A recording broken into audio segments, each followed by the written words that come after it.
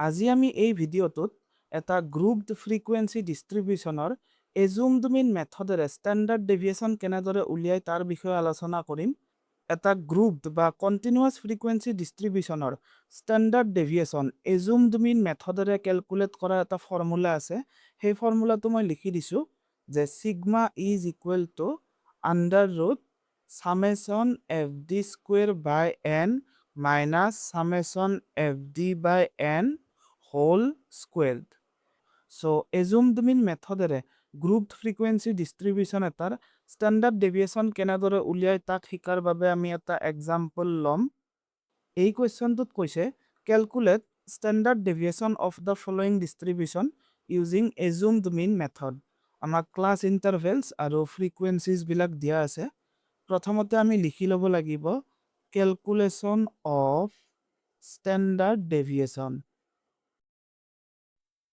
Class intervals আৰু frequencies কি দিয়া আছে মই তৎক্ষণাত লিখি লৈছোঁ।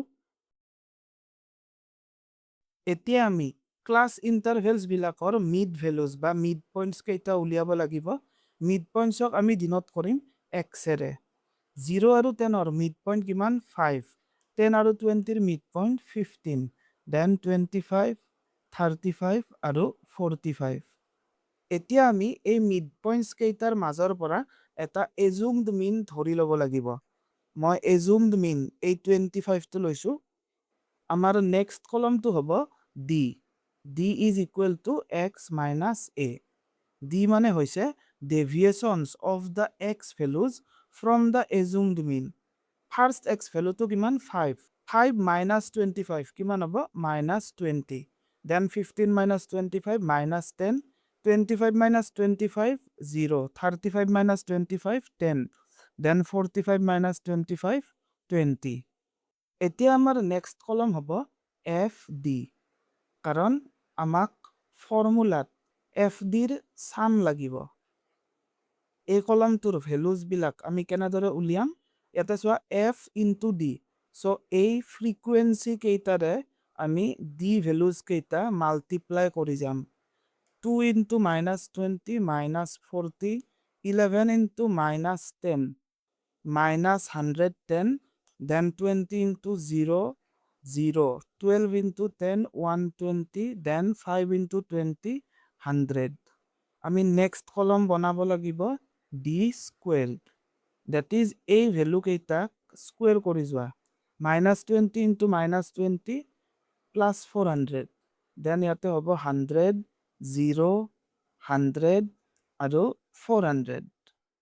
আমাৰ নেক্সট কলমটো হ'ব f into d squared. That is আমি এই ফ্ৰিকুৱেন্সি কেইটাক মাল্টিপ্লাই কৰিম কিহেৰে, যে এই ডি স্কুৱেৰ্ড ভেলু কেইটাৰে। 2 into 400, 800, 11 into 100, 11 hundreds, then 20 into 0, 0, 12 into 100, 12 hundreds, then 5 into 400s, 2000. আমি ডি স্কুৱেৰ কলমটো কিয় বনাইছিলোঁ, কাৰণ আমি ফ্ৰিকুৱেন্সি কেইটাক ডি স্কুৱেৰেৰে মাল্টিপ্লাই কৰিব লাগিব। তেতিয়া আমি কি পাম এফ ইনটু ডি স্কুৱেৰ, কাৰণ আমাক ফৰ্মুলাত লাগিব এফ ডি স্কুৱেৰৰ চাম। এতিয়া আমাৰ কাম হ'ব এফ ডি আৰু এফ ডি স্কুৱেৰ এই দুটা কলমৰ চাম। এই দুটা মিলি হৈছে 220 আৰু এই দুটা মিলি হৈছে মাইনাছ 150। চ' 220 মাইনাছ 150 কিমান হ'ব plus 70। So' summation f d is equal to 70। এতিয়া লাষ্ট কলমটো আমি টোটেল কৰিম 2000, 3000, 3200, 3300, 4300 plus 800, 5100। So' summation f d square is equal to 5100. Now f কলমটোৰ values বিলাক, that is frequencies বিলাক আমি প্লাছ কৰিব লাগিব। 11 to 13 plus 20, 33, 43, 45 plus 5, 50. এতিয়া আমি ফৰ্মুলাটোত জাষ্ট ভেলুজ বিলাক বহাই দিলে হ'ল।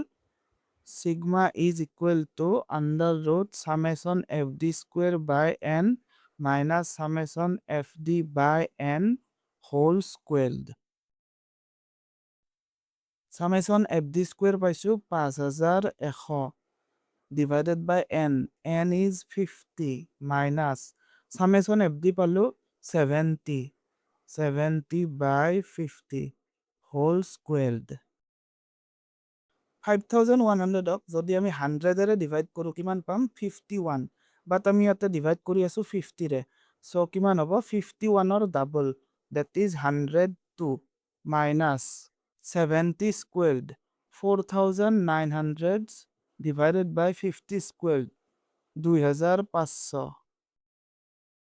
under root 102 minus এইখিনিৰ ভ্যালু হ'ব 1.96 so 102 minus 1 কিমান হ'ব 101 আকৌ 101 ৰ পৰা 0.96 গল কিমান থাকিব 100.04 so root over 100.04 তাৰ ভ্যালু হ'ব 10.002 এই ভ্যালুটো আমি এনেদৰে ৰাখিব পাৰো বা approximately equal to আমি 10 লিখি দিব পাৰো so এই given series tour standard deviation হৈছে 10 units ইয়াতে units লিখি দিব লাগিব so তোমালোকে এই ভিডিওটো ঠিকিলা এটা grouped frequency distribution or standard deviation assumed mean মেথডেৰে কেনেদৰে উলিয়াই তাৰ বিষয়ে ইয়াৰ পিছত আমি নেক্সট শিকিব লাগিব step deviation মেথড ইউজ কৰি এটা grouped frequency distribution or